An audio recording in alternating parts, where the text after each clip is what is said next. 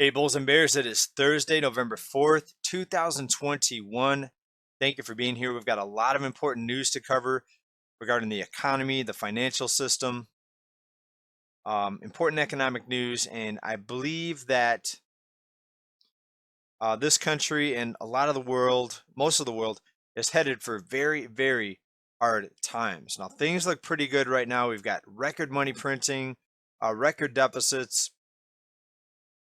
People still have money to spend right now, in most cases, not actually money, but credit, also known as debt.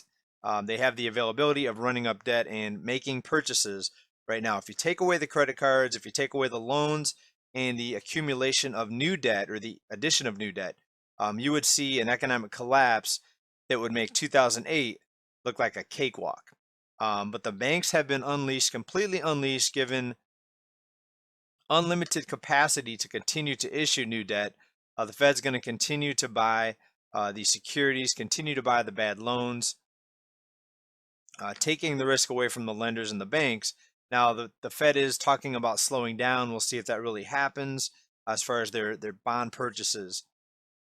But interest rates had to stay near zero. Let's talk about this first article. So here we go. The economy is doing so good. This economic recovery is so wonderful that the Fed cannot even raise interest rates by a fraction of a percent.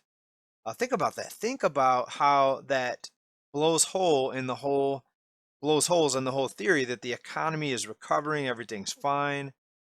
Hey, look, the stock market's going up, home prices are going up, so the economy's great, everything's recovering, right?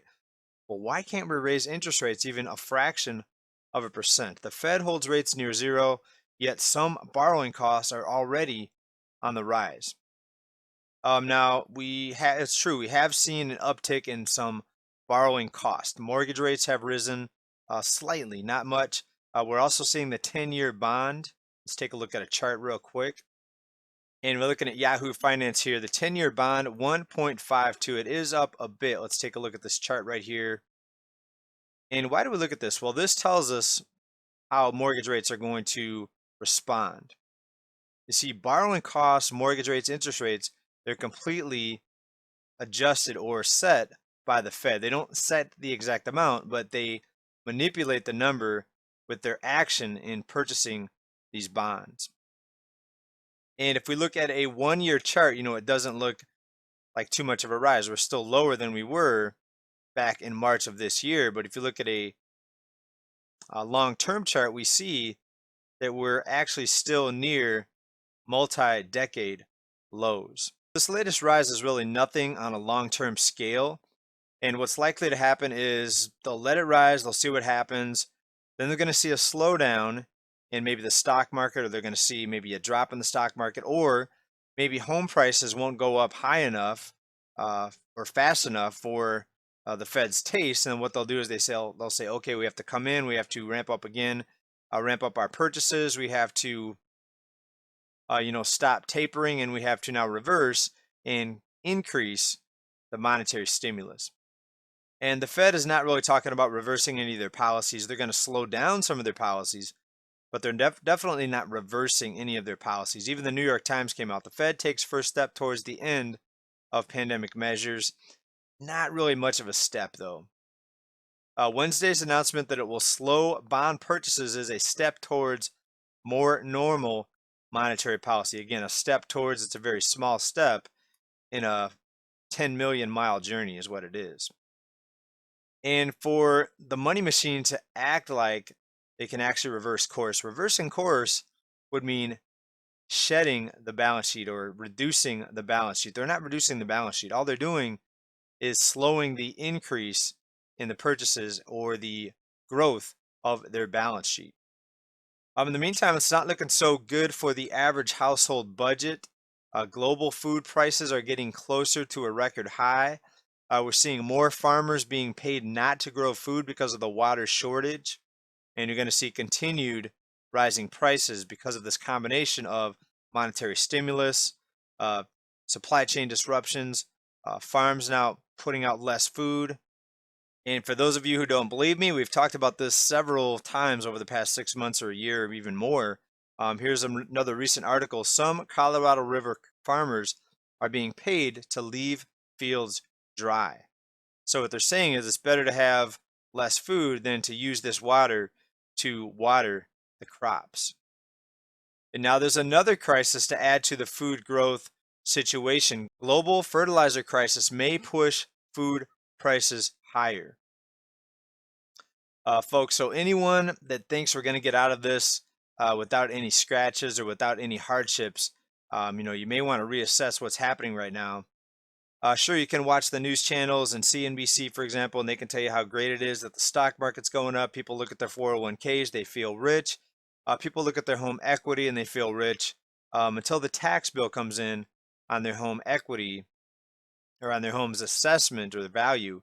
And then they start thinking about selling their home. But speaking of the food shortages, the water crisis, rising prices, another article here is a Bloomberg article. Meat sticker shock looms as $3,000 bonuses fail to end worker shortfall. So we're still seeing the labor force being obliterated. People do not want to work. We've got the health crisis and all of the consequences of the health crisis. And people are choosing not to take these jobs, even with $3,000 bonuses.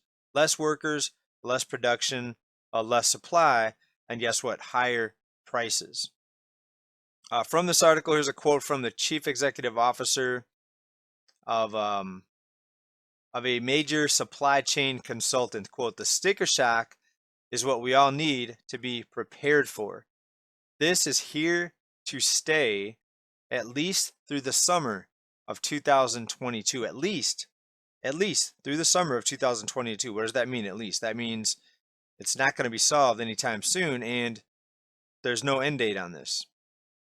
And here's a nice chart here of inflation. This is boneless chuck roast, and it's went up 28% just over the past year. Do you know anyone that's getting a 28% pay increase? All right, seniors are celebrating because they get a 5% bump to their Social Security, but yet we see items going up 28%, rent surging, home prices surging, the cost of home and car insurance going up because they have to pay the higher cost. They're also being demanded to pay higher wages, higher energy costs, you name it. Everything seems like it's going up. Another one, Wall Street Journal, U.S. trade deficit hits fresh record on goods demand, higher inflation. The trade gap was also affected by a sharp decline in U.S. exports. Right? So think about that right there. Think about what this means. A sharp decline in U.S. exports. Jobs are not coming back. We're not increasing the manufacturing, and actually it's declining, a sharp decline in exports. I wonder how long until there's nothing at all that we're going to be able to export because all the jobs are going to evaporate. We might have service jobs. There's going to be people making you coffees, people answering the phones and typing on computers, but are we actually manufacturing anything that people need? Well, not so much, and it's pretty sad. Price is going to continue to rise. People keep preparing, keep stacking. Hope everybody's doing well. Stay safe, stay well. Talk to you very soon. Bye for now. Peace.